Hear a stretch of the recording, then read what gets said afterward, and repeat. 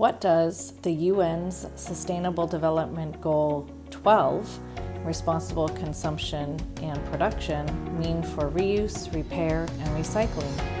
CRNI asked our members and sector experts what it means to them.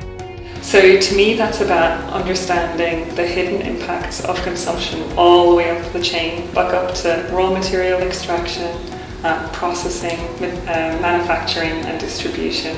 To me, it means stopping, taking a moment and thinking about our consumption, which is really important. We can't continue to use as many resources as we are.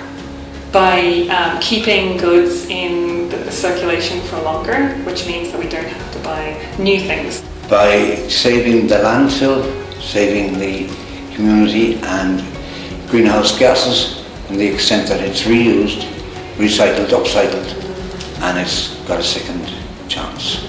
Social enterprises are a key to this environmental change and to circular economy. They're best placed to reuse and recycle more than any normal mainstream business, but also at the same time by encouraging a change amongst the public too.